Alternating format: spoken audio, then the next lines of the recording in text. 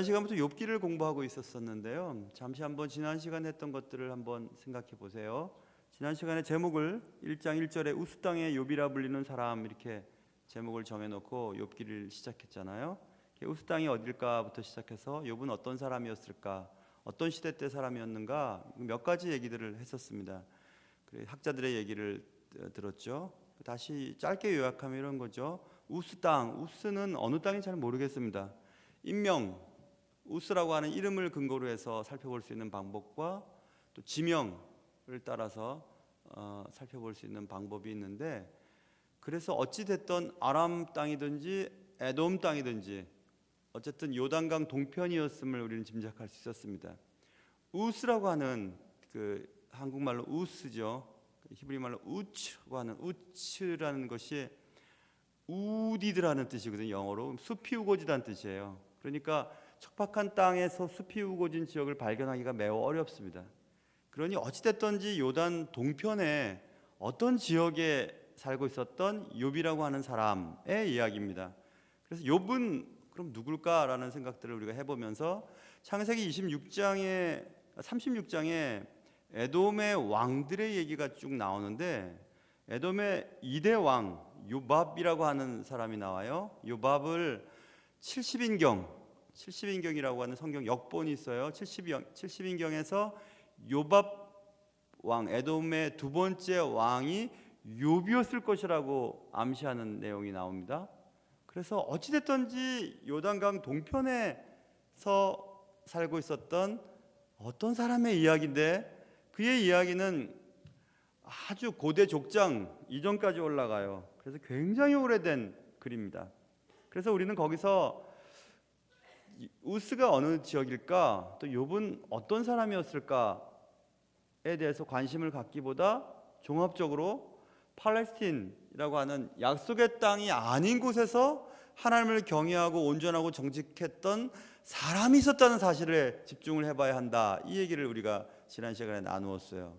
그래서 하나님의 큰 통치, 구원의 섭리가 우리가 알듯이 어떤 정형화된 방식으로 이 세상의 사람들에게 임하지 않았음을 우리는 추측할 수 있어요.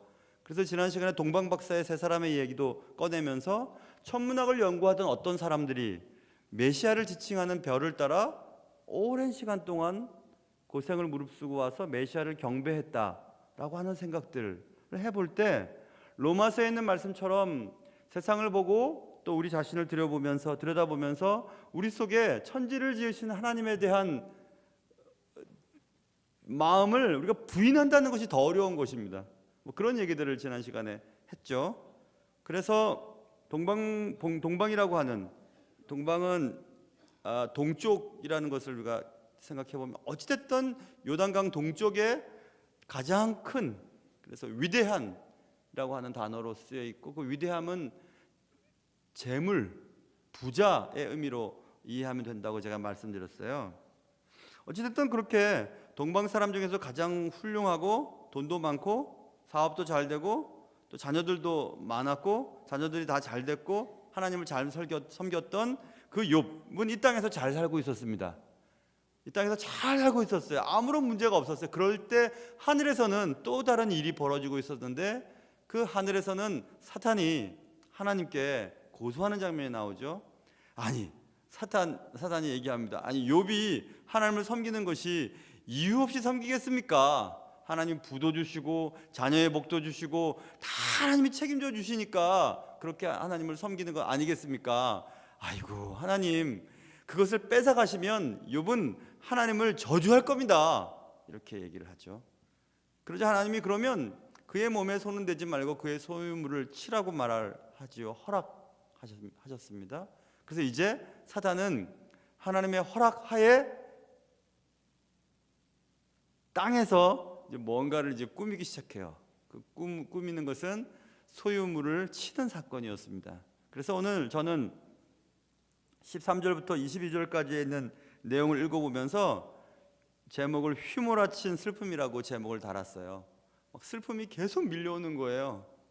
계속 밀려오는 슬픔. 이 슬픔 앞에서 욥이 어떤 반응을 보였는가에 대한 문제를 오늘 살펴보려고 하는 것입니다. 요즘엔 여러분의 삶 속에 혹시 슬픔이 찾아왔는지, 또 슬픔이 찾아올 것이 두려운지, 무엇을 잃으면 여러분이 슬프게 될 것인지, 그런 거 한번 생각해 보세요. 그 슬픔의 문제를 본문을 통해서 살펴보려고 합니다. 자, 하나님의 허락 가운데 사탄은 일을 꾸미기 시작합니다. 욥의 소유물을 치기 시작해요. 욥의 소유물의 그 내용은 2절부터 있죠. 그에게 아들 7과 딸 3이 있었고, 소유물은 양이 7,000마리였고 낙타가 3,000마리였고 소가 500결이었고 암나귀가 500마리였고 종도 많았다. 거기가 소유물이죠. 소유물 하나씩 치기 시작합니다. 자, 첫 번째 14절 사환이 욥에게 와서 말합니다. 소는 밭을 갈고 나귀는 그 곁에서 풀을 먹고 있는데, 평범하다는 것입니다. 평범한 일상의 삶을 그려주고 있죠. 소는 밭을 갈고 있었고 나귀는 그 곁에서 풀을 먹고 있었습니다. 그때 스밧 사람이 갑자기 그것들을 빼앗고 칼로 종들을 죽였습니다. 나만 홀로 피하였으므로 주인께 아래로 왔나이다. 자, 욥의 소유물 중에서 첫 번째는 소와 나귀였어요. 소는 500결이었고 나귀가 500마리였습니다. 그것을 빼앗았어요. 자, 우리가 가지고 있는 소유물 가운데 뭐 적금, 통장 혹은 부동산 뭐 이런 것들 가운데 어떤 것이 다 손실을 받아서 다 없어져 버렸습니다. 그리고 나만 홀로 피하였다. 그 소와 나귀 곁에 있었던 종들 가운데 다 칼로 죽임을 당하였는데 혼자 피해서 지금 주인인 욥에게 알려주러 왔습니다. 이게 이제 첫 번째 사건이었죠. 그럼 우리는 두 가지 반응을 볼 수 있겠죠. 어쩌나 큰일이네. 소가 500결이와 암나귀 500마리가 사라졌고 종도 많이 죽었는데 어떡하지? 또 다른 반응은 그래도 남아있는 양이 7,000마리고 낙타가 3,000마리고 아직도 종들이 많아, 이렇게 생각할 수 있죠. 두 번째는 좀 이상한 사건이 벌어지죠. 16절에서 소와 나귀가 빼앗기고 칼로 종들이 죽고 홀로 나만 살았다는 것을 얘기하고 있는 그동안 말도 끝나기 전에 또 한 사람이 달라오기 시작합니다. 그래서 하나님의 불이 하늘에서 떨어져서 양과 종들을 살라버렸나이다. 나만 홀로 피하였으므로 주인께 아래로 왔나이다. 이번에는 양이에요. 그렇죠? 양은 아까 7,000마리였죠. 양이 불에 타버렸어요. 여기서 왜 하나님의 불이라고 했을까? 난데없는 불이라는 얘기예요. 하나님께서 만들어서 보내시지 않았다면 생길 수 없는 난데없는 불, 하나님이 일으키신 불이라고 설명하지 않고서는 도저히 설명이 되지 않는 불, 그 불이 하늘에서 내려오더니 양들을 태우기 시작했어요. 그리고 종들도 탔습니다. 그리고 나만 혼자 살았습니다. 거기서 또 생각해 보세요. 홀로 살았습니다. 이렇게 됐어요. 참 희한한 일이죠. 그런데 또 조금 그 말을 하는 동안에 17절 또 한 사람이 다가왔습니다. 갈대아 사람이 새 무리를 지어 갑자기 낙타에게 달려들었습니다. 근데 낙타는 3,000마리였어요. 3,000마리를 빼앗아 가려니 갈대아 사람이 새 무리를 이끌고 이제 와서 새 무리로 와서 낙타에게 달려들어 그것을 빼앗고 칼로 종들을 죽였습니다. 나만 홀로 피하였습니다. 주인께 아래로 왔습니다. 이렇게 또 얘기했어요. 계속되죠. 지금 문제가 계속되고 있죠. 그가 아직 말하는 동안에 18절 또 한 사람이 다가왔습니다. 그 사람이 와서 주인의 자녀들이 그들의 맏아들의 집에서 음식을 먹으며 포도주를 마시는데 큰 바람이 불어와서 집을 무너뜨렸습니다. 거기에 자녀들이 다 깔려 죽었습니다. 나만 홀로 피하였습니다. 자, 보세요. 한 번은 인재인 것 같아요. 두 번째는 자연재해인 것 같아요. 그렇죠? 또 한 번은 인재예요. 사람들이 공격해서. 또 하나는 자연재해예요. 막 쉴 새 없이 문제가 닥치는 것입니다. 또 한 번은 사람이 나를 힘들게 해서 막 이렇게 되고, 두 번째는 뭐 여러 가지 일들 때문에 또 넘어지고 막 이런 일들이 계속해서 생겼다고 지금 성경은 말씀하고 있어요. 그것을 누가 했죠? 사탄이 하는 거죠. 사탄이 하고 있습니다. 여기서 우리가 생각해 봐야 할 것은 첫 번째, 두 번째, 세 번째, 네 번째의 사건 속에서 그 사건을 보고했던 유일한 종 한 사람이라고 하는 것을 계속 강조하고 있잖아요. 한 사람만 살아남아서 욥에게 그 사실을 보고해주고 있죠. 그렇다면 우리는 그 사실을 보면서 참 이상하다, 우연일까? 세상 사람들은 우연이라고 얘기하고 혹은 잘 됐을 때는 기적이라고 얘기하는데, 우리 예수 믿는 사람들은 우연은 없어요.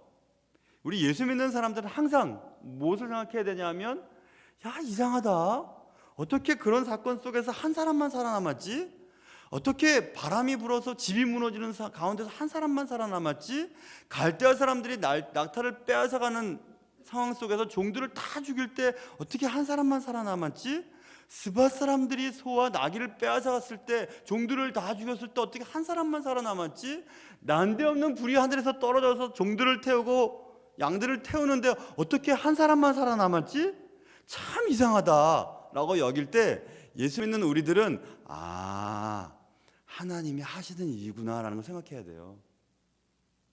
이상한 일이 생겼을 때, 난데없는 일이 생겼을 때, 도대체 이해할 수 없는 일이 생겼을 때 하나님의 간섭하심이 있다는 사실을 생각하면 그때부터 문제가 풀려요.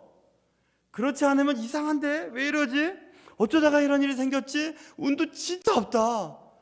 일만 하면 안 되고 사업만 하면 실패하고 어쩌다 이런 일이 계속 생기지? 그렇게 생각하면 해답이 안 되거든요. 그런데 생각지도 못한 일들이 계속 생겨요.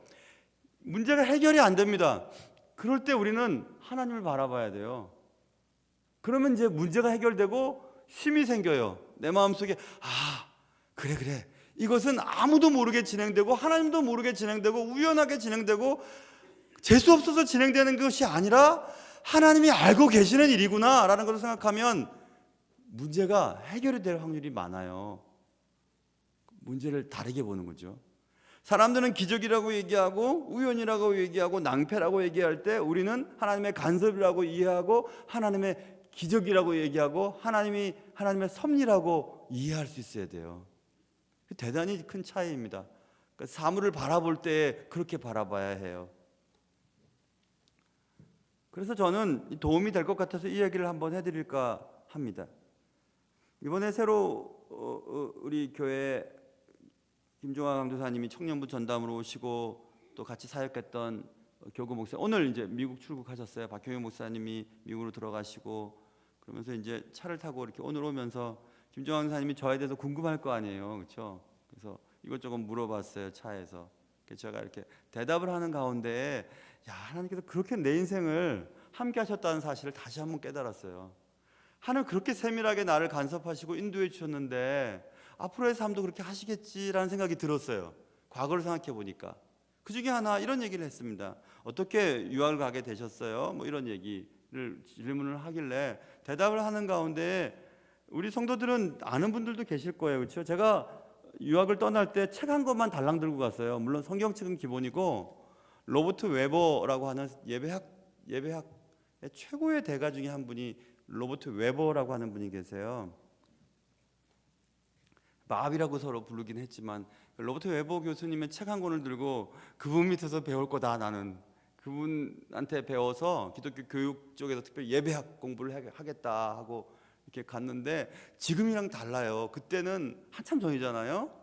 20년도 더 전이니까 인터넷이 없을 때예요, 그렇죠? 그러니까 이 로버트 웨버 교수님이 그 넓은 미국 땅의 어느 학교에서 가르치는지를 몰랐어요. 인포메이션이 전혀 없어요. 미국 교수님들이 이렇게 많이 옮겨 다니십니다. 그래서 그 로버트 웨버 교수님의 예배학 책을 번역한 총신의 김지찬 교수님이 생명의 말씀사에서 번역을 해놓고도 그 교수님이 지금 어느 학교에서 가르치는 지가 없어요. 그러니까 정말 이분을 만난다는 것은 불가능한 일이겠죠, 그죠? 어디 가서 이분을 만나겠어요? 시카고에 이제 도서관에서 공부하면서 서류를 이렇게 신학교에 가고 싶은 신학교를 이렇게 냈는데 신학교 한 곳에서 입학 허가서가 왔어요. 아까도 말씀드린 것처럼 인터넷이 없을 때예요. 그러니까 우편으로 보내고 우편으로 와서 우편에 있는 소포를 뜯어보고 그 안에 학교 소개나 브로셔 같은 것을 보고 아, 이 학교가 이런 학교고 이런 교수님이 있고 하는 것을 알게 되는 그런 시대였잖아요. 그래서 이제 왔어요. 그 학교는 노던 바프티스트 디얼로지컬 세미나리라고 하는 북침내 신학교였어요. 미국에 남침내가 있고 북침내가 있는데 북침내 신학교에서 왔어요. 제가 공부하던 그 시카고에 있었던 학교예요. 브로셔를 이렇게 들춰보고 기독교 교육 파트를 이렇게 열어보는데 로버트 헤버 교수님 거기서 가르치시는 거예요. 여러분은 진짜 안 놀라시는데 나는 그때 소름이 끼쳤어요. 소름이 으악 하고 소름이 끼쳤어요. 아니 미국의 이 넓은 땅에 이 많은 신학교에 이 많은 학교에서 로버트 웨버 교수님 만나려고 보따리 하나 싸들고 왔는데 제가 입학을 허가받은 학교가 거기서 로버트 웨버 교수님이 예배학을 가르치고 계시는 거예요. 이렇게 얘기해도 안 놀라시죠? 난 정말 놀랐거든요. 얼마나 놀랐는지 제가 잠을 못 잤어요. 정말 잠을 못 잤어요. 할머니한테 달라 그러잖아요, 저기서. 그런데 그렇게 로버트 웨버 교수님을 만나는 그 사건을 일반 사람들한테 얘기하면 야, 그거 대단한 우연이다 라고 얘기하겠죠, 그렇죠? 그거 기적인데 로또 맞는 확률만큼 될까? 근데 저는 하나님의 인도하심이었구나 느낄 수 있었어요. 그런 거예요. 그런 차이예요, 여러분. 그런 차이예요. 있을 수 없는 일들이 발생했어요, 내 삶 속에서. 그게 좋은 일이든 나쁜 일이든 슬픈 일이든 기쁜 일이든지 발생이 됐습니다. 그것도 막 휘몰아쳐요. 욥의 인생에 휘몰아치는 슬픔이 계속 닥쳐오죠. 한 번은 사람이, 한 번은 하늘에서 불이, 한 번은 또 사람들이, 또 한 번은 막 바람이 불더니 집이 무너지는 일들이 생기고, 그래서 막 모든 소유물들이 다 날아가 버렸습니다. 그렇게 자랑하던 소나 낙이나 양이나 낙타나 7 아들과 3명의 딸이 다 없어져 버렸어요. 그런데 성경은 우리에게 힌트를 주는 거예요. 한 명이 보고를 하러 오잖아요. 한 명을 살려 놓으시는 거예요. 그럴 때 욥은 그 사건을 통해서 아, 하나님이 간섭하고 계시는구나, 이 사건을 라는 것을 발견하면 위로가 되고 문제를 풀 수 있어요.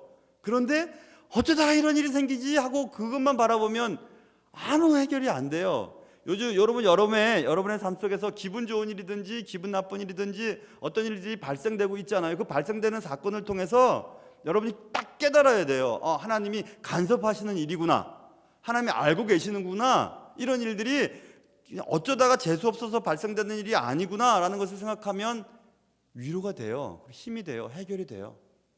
모든 일이 그래요. 모든 일이 그냥 넘어지는 것 아니에요. 그냥 자빠지는 것 아니에요. 하나님이 자빠지게 하시는 거예요. 넘어지게 하시는 거예요. 그 사람을 만나게 하시는 거예요. 심지어는 제가 여러분에게 책 소개를 하면서 몸으로 사는 인생이라고 하는 책을 읽어보라고 말씀드렸잖아요. 몸으로 사는 인생, 그 책에 그렇게 나와 있어요. 우리가 어떤 때 어떤 책을 이렇게 서점 가서 뽑아서 책을 읽는 것, 또 하나님 간섭하시는 거죠. 그 책의 한 구절을 통해서 용기를 얻게 하고 깨달음을 얻게 하고, 지나가다가 무슨 일을 만나고 어떤 사건을 경험하게 되는 것, 손녀딸이 갑자기 할머니 왜 요즘에 교회 안 다녀요? 이렇게 한마디를 던지는 것, 왜 새벽 예배 안 가 당신? 이렇게 한마디를 던지는 것, 그런 모든 것들을 야, 참 이상하네 이렇게 할 게 아니고 하나님이 모든 사건을 통해서 말씀하고 싶어 하신다는 사실을 여러분 꼭 기억하셔야 돼요. 꿈도 마찬가지입니다. 언젠가 말씀드린 것처럼 굉장히 유명한 책이 있어요. 꿈, 하나님의 잊혀진 언어라고 하는 책이에요. 한국말로 번역을 해보면 꿈, 하나님의 잊혀진 언어. 꿈도 우리가 꿈이 시사하는 바가 매우 큽니다. 모든 꿈들이 하나님의 메시지이고 하나님의 간섭하심이라고 말하는 것은 무리가 있지만 꿈을 통해서 하나님이 여전히 우리에게 말씀하세요. 그러니까 우리가 주님과의 관계가 민감하면 꿈을 통해서든지 환경을 통해서든지 지나가다 넘어지든지 다리가 부러지든지 무슨 일이 생기든지 거기서 하나님의 메시지를 발견하면 우리에게 큰 유익이 있습니다. 그런데 재수없다고 발길질하고 재수없다고 남한테 탓하고 원망하고 그렇게 시작하면 진짜 재수 없는 거예요. 그거는. 성경은 지금 말해주고 있어요. 하늘에서 불이 내렸을 때도 한 명이 살고 스바 사람이 공격할 때도 한 명이 살고 갈대아 사람의 공격 가운데서 한 명을 살려놓으시고 큰 바람이 불어서 집이 무너지는 가운데서 한 명을 살려놓으시고 욥에게 보고를 하게 하면서 욥은 그걸 깨닫는 거죠. 하면서 깨닫는 거예요.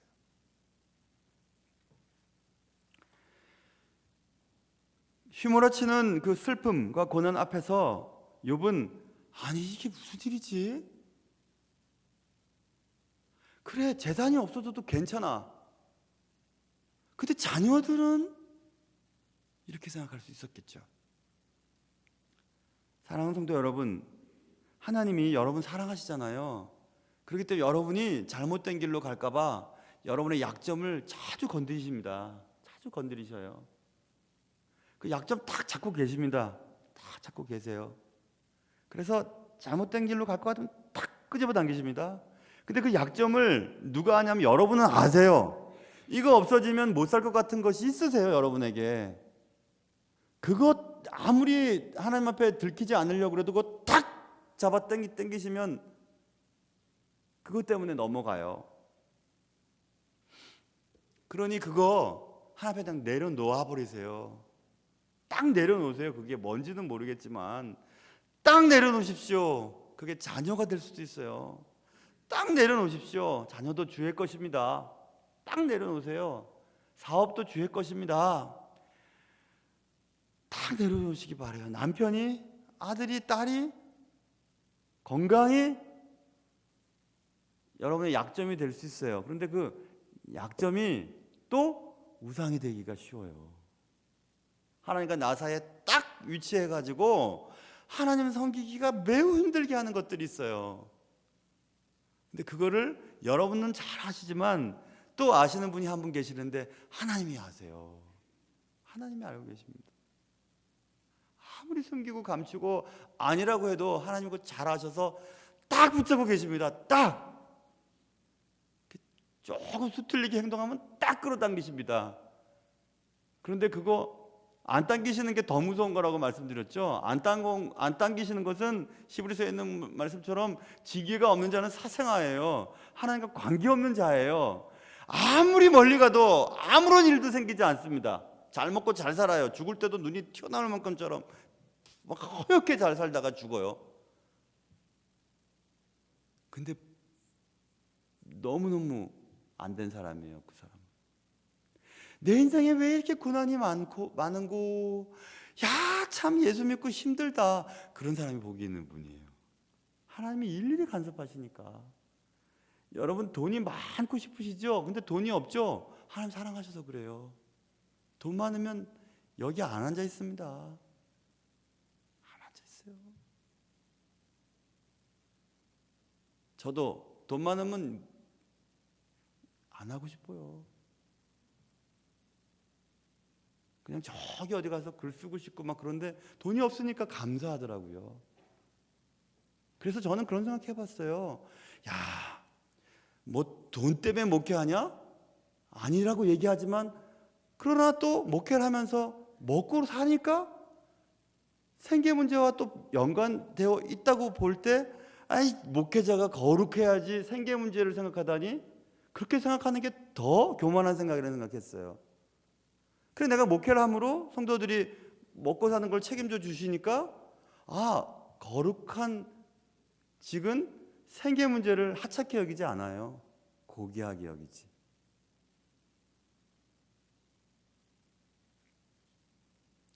욥은 아마 숨을 쉴 수가 없었을 거예요. 아니 어쩌다 이런 일이 내게 생겼지? 정말 두렵고 두렵다. 내가 온전하고 정직하고 하나님을 경외하며 악에서 떠난 삶을 살기 위해 얼마나 애를 썼던고 잔치가 벌어지면 그 다음날 아이들의 이름을 하나씩 불러가면서 아이들 한 명을 향해서 다 번제를 드리면서 혹시 말로나 행동으로 범죄했을 것을 두려워하면서 그렇게 철저하게 예배를 드렸던 그 일이 도대체 무슨 결과냐, 이렇게 얘기하면서 욥이 얼마나 힘들었을까요?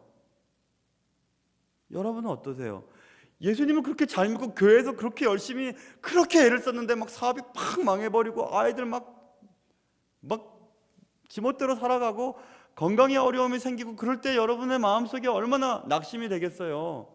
내가 이런 결과를 얻으려고 주를 섬겼나? 내가 이러려고 목회했나? 이런 생각들 왜 안 하시겠어요? 그죠? 욥은 안 그랬겠어요? 내가 뭘 잘못해서 이런 일이 생겼지? 뭘 도대체 잘못했습니까, 하나님? 뭘 잘못했는데 예수 안 믿는 사람들은 잘 사는데 예수 믿는 사람 왜 이랬습니까? 이런 얘기를 왜 안 하겠어요? 욥은 정말 정신을 차릴 수 없었겠죠. 숨이 안 쉬어졌을 것 같아요. 이렇게 휘몰아치는 슬픔과 고난 앞에서 숨이라도 쉬어지겠어요? 숨이 안 쉬어지겠죠. 막 이제 사단은 박수를 막 치고 있을 거예요. 그래, 이제 욕해라 욕해 막 그렇게 박수를 치고 있었겠죠. 틀림없이 사단은 자신이 믿은 대로, 자신이 하나님 앞에 얘기했던 대로 욥은 하나님을 욕하고 저주할 거라고 생각을 했을 것입니다. 자, 휘몰아친 슬픔 가운데 욥은 잠시 기절을 했던 것일까? 아니면 몸좀 누워 있었던 것일까? 아니면 숨을 쉴 수가 없어서 누군가 막 숨을 쉬도록 했는지 모르겠지만 20절 욥이 일어나 겉옷을 찢고 그랬죠. 일어났다는 것은 누워 있었거나 앉아 있었다는 얘기죠. 지금 아무것도 못하는 거예요. 지금 욥이 주저앉아 있었어요. 들어 누워 있었는지도 모르겠어요. 몸좀 누워 있었을지도 모르겠습니다. 아무튼 서 있지는 않았어요. 일어나지는 않았어요. 그런데 욥이 일어납니다. 시간이 얼마나 지났는지는 모르겠으나 일어나요. 일어나서 이제 반응을 보이는 거죠. 그 슬픔에 대한, 휘몰아친 슬픔에 대한 인간적인 반응을 지금 보여야 되잖아요. 보이지 않으면 안 돼요. 사람 죽어버려요. 화가 나면 화를 표현해야 되는데 표현하지 않으면 병이 생기잖아요. 화병이라고 얘기도 하고. 예전에 어르신들 막 무서운 시어머니, 남편은 막 정도 없고 그런 며느리들 화병 많이 걸리잖아요. 화병, 속병. 그게 뭐 암이 되든지 뭐가 되든지 아무튼 화병 걸리잖아요. 간이 상하든지 뭐가 되든지. 그렇잖아요. 다 그렇게 돼 있잖아요. 다 발산해. 그래서 여러분 막 화 잘 내고 막 그런 사람들은 병에 잘 안 걸려요. 건강합니다. 혈색도 막 좋아요. 잘 참는 사람들은 병에 걸리기가 쉽죠. 그러니까 오래 살고 싶으면 옆에 사람한테 화 다 내세요. 오래 하십시오. 그러나 오래 잘 하십시오. 기름지게 그냥. 근데 그러면 나쁜 거예요. 그거 자기는 편할지 모르지만 옆에 사람 힘들게 하는 건 나쁜 일이에요. 그렇게 하지 마세요. 뭐하러 그렇게 해요?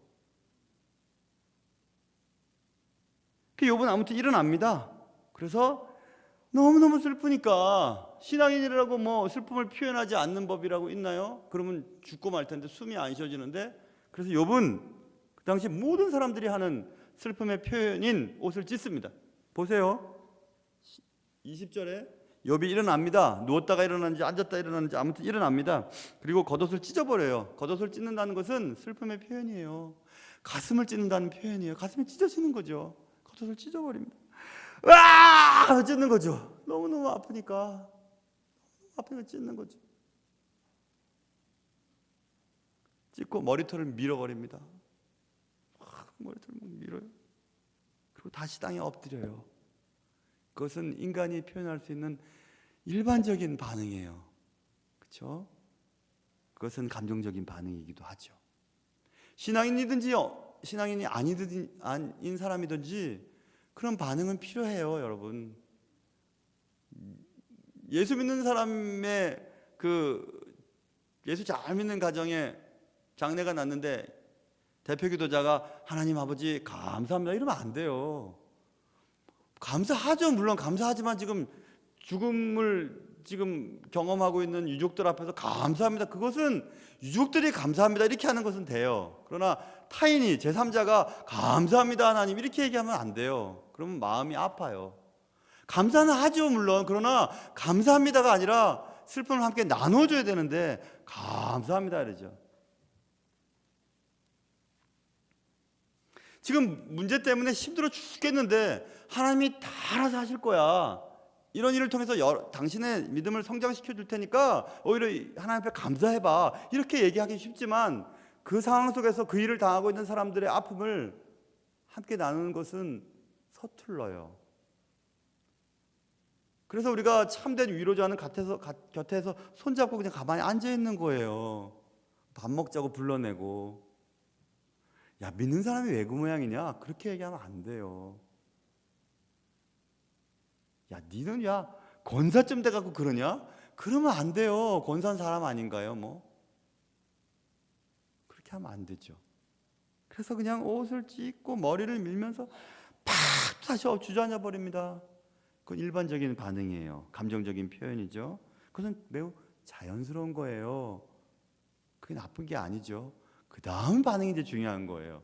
그렇게 한 후 욥이 엎드려 그 다음 뭐 하죠? 소리를 지르지 않아요. 원망하지 않아요. 집 지은 놈 다 불러들여! 어떻게 그따위로 집을 지었어?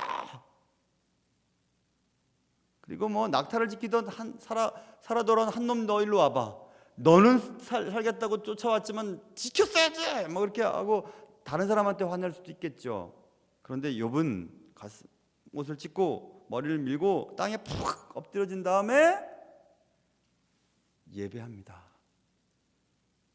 하나님을 바라봅니다. 그것은 저절로 되지 않아요. 슬픔과 고난을 겪어본 사람들은 다 압니다. 그거 잘 안 돼요. 지금 슬퍼 죽겠는데 계속 슬픔이 휘몰아쳐 오는데 하나님 생각하고 하나님 오늘 본문에 있는 것처럼 모태에서 알몸으로 나와 싸운즉 또한 알몸으로 그리 돌아가올지라 주시니도 여호와시오 거두시니도 여호와시오니 여호와 이름이 찬송을 받으실지어다. 미쳤습니까? 이렇게 얘기를 하게? 하나님이 찬송을 받으십시오 이렇게 얘기할 수 없어요. 저절로는 안 돼요. 그럼 욥이라도 이것은 저절로 하는 일이 아니에요. 여러분 우리가 시편을 보면 시편에 하리다라고 번역이 된 한글말로 영어 성경에서 찾아보면 I will이라고 하는 의지미래 의지가 들어가는 행동이 I will이라는 단어가 많이 있어요. 그 시편 42편 43편에도 내가 막 죽을 것 같습니다. 내가 낙심이 됩니다. 그러나 내가 주를 생각하며 내가 주님을 찬양합니다. 이렇게 하는 일이 계속 반복적이에요. 42편과 43편은 연이어서 되어 있는 하나로 되어 있는 시편이에요. 쪼개놨지만 예를 들면 이런 거죠. 제가 지금 말로 하니까 여러분이 뭔 말하는 거지? 이렇게 42편 43편에 보면 내 영혼아 내가 어찌 낙심하며 어찌 내 속에서 불안하여 하는가. 너는 하나님께 소망을 두라. 나는 그가 나타나 도우심을 만미하며 내 하나님을 영원 찬송하리로다 하면서 그게 계속 막 낙심했다가 다시 힘을 냈다가 낙심했다가 힘을 냈다가 하는 일이 계속 반복적이는데 그 시편 저자가 I will 계속 써요. 반복적으로. 내가 그렇게 하려고 하는 거예요. 의지적으로 하는 거예요. 내가 낙심 가운데서도 너 왜 낙심해? 낙심하지 말어. 힘을 내. 왜 불안해? 소망을 가져. 하고 자꾸 자기 스스로에게 I will 하고 자꾸 얘기하는 거예요. 의지를 부리는 거예요. 자, 문제가 생겼어요. 슬픈 일이 생겼어요. 감정적으로는 눈물이 나요. 힘들어요. 죽겠어요. 그때 엎드려져서 하나님을 생각하는 거죠. 하나님이 한 사람을 살려놓으셔서 나에게 듣게 하신 것은 하나님이 알고 계시는구나. 이 사건 적어도 하나님의 허락 가운데 벌어지고 있다는 사실을 욥이 눈치를 챈 후에 감정적인 표현을 하고 의지적으로 하나님 그래요. 나 알몸으로 나왔으니까 알몸으로 돌아가는 게 당연하죠. 하나님 내게 주신 이도 하나님이시니까 가져가실 분도 하나님이세요. 하나님 영광 받으십시오. 이렇게 하는 것이 욥이니까 할 수 있는 게 아니고 욥이 의지를 내는 거예요. 지금 의지를 내서 그렇게 하는 거예요. 그러니까 우리가 생각해야 될 게 있어요. 믿음이 있다고 저절로 되는 것이 아니에요. 믿음 있는 사람이라고 슬픈 일을 안 슬프고 고난 당할 때 막 살짝 뛰어넘고 막 죽을 뻔에 걸렸는데 괜찮습니다, 괜찮습니다, 하나님의 뜻이 그렇게 안 돼요. 말만 그렇게 하지만 그게 안 됩니다. 내 가족들이 막 어려운 일을 겪고 교회 열심히 수고하고 교회에 애썼는데 막 사업이 다 망해버리고 그럴 때 하나님 감사합니다 이렇게 안 합니다. 그렇게 할 수 있는 사람은 목사님 오늘날 사업이 망했는데요, 그동안 사업 잘한 거 하나님께 감사하는 예배 좀 드려주세요 이렇게 얘기해요. 예전에 제가 담임 목회하던 안양의 그 장로님처럼. 그다음에 사업만 하면 실패해요. 근데 꼭 사업 접을 때 폐업 감사 예배 드려달라고 해서 몇 번 드렸어요. 멋지잖아요. 얼마나 멋져요. 폐업하게 하신 것도 하나님께서 은혜가 있고 하나님 계획이 있다는 것을 분명히 믿는 사람은 폐업 감사 예배를 드려요. 승진이 안 됐어요. 승진에서 탈락됐어요. 감사 예배 드려요. 학교에 떨어졌어요. 그때 휑하고 돌아가면서 하나님 믿어도 다 쓸모없는 짓이야 하고 하나님 떠나지 않아요. 떨어지게 하시는 이 주님 계획이 있으신 줄 믿고 감사합니다 하고 감사드리죠. 그의 삶의 마지막 뒷모습이 아름다워야 돼요. 여러분, 우리가 계획했던 일들이 안 돼도 감사하셔야 돼요. 교회마다 똑같아요. 직분 선거에서 떨어지고 그러면은 교회 막 문제 생기는데 그러면 안 돼요. 올해도 이제 신임 서리집사 명단을 이렇게 할 때 많은 분들이 사양해서 안 하시는 분들도 계세요. 아직 나는 서리집사님인데도 서리집사 안 하겠다고 젊은 친구들 가운데 멋지다는 생각했어요. 저는 멋지다는 생각했어요. 1년마다 하는 서리집사님도 아직 그거 안 할 형편 아니고 할 자격 안 되니까 목사님 올해 안 할게요. 내년에 그거 안 할 거예요. 이렇게 멋지잖아요.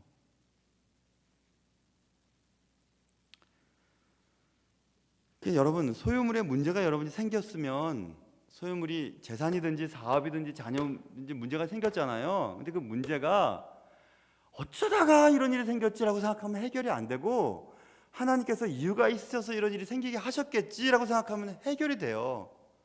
연거푸 발생되는 일 가운데서도 욥은 깨달았습니다. 아하, 하나님의 계획 가운데 이런 일이 벌어지고 있구나 라고 생각하면서 감정적인 반응은 보였지만 겉옷을 찢고 머리를 밀고 엎드려 퍼져 있었지만은 하나님을 예배하잖아요.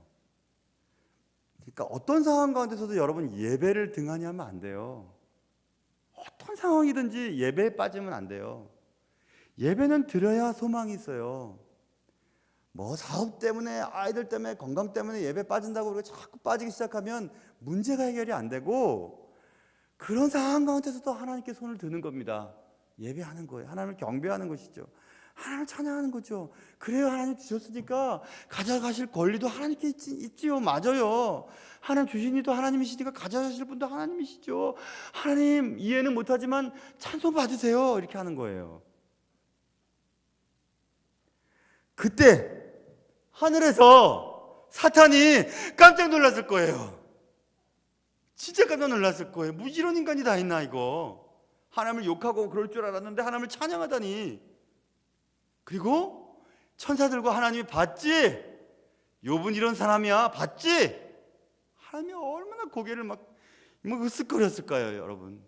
여러분의 자녀들이 좋은 학교를 가거나 여러분의 자녀들이 좋은 직장에 들어가거나 남편이 승진하거나 그러면 어깨에 힘이 푹 들어가잖아요. 봤지? 막 이래요. 하나님이 얼마나 기쁘셨을까요? 하나님을 기쁘시게 하는 사람은 하나님 책임져 주십니다.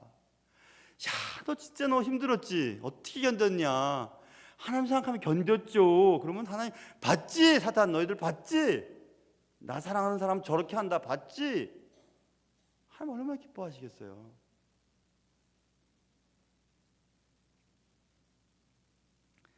사단은 얘기했습니다. 하나님 까닭없이 하나님을 섬기겠습니까? 하나님이 부와 재산을 자녀들을 주셨기 때문에 그들을 섬기는 거죠. 하나님 섬기는 거죠. 그런 거 누구 못합니까?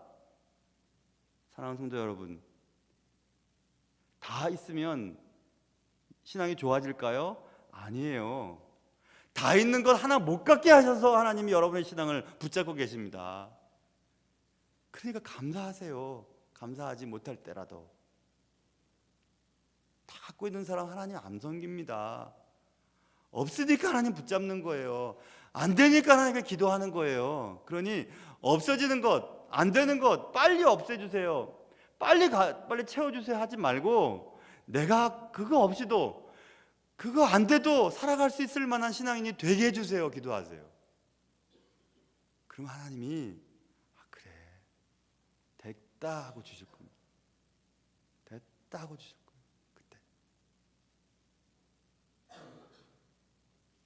얼마나 힘드세요. 없는 것, 안 되는 것, 그것 때문에 얼마나 힘드세요. 나중에 알게 될 거예요. 그게 내게 복이었구나, 이렇게 말해요. 그것 때문에 내가 주님 앞에 붙잡고 살았구나, 이렇게 말해요.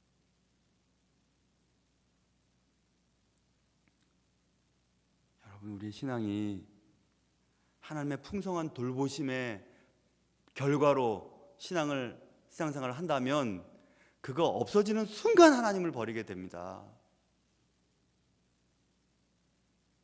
기대하세요. 그거 없어질 겁니다.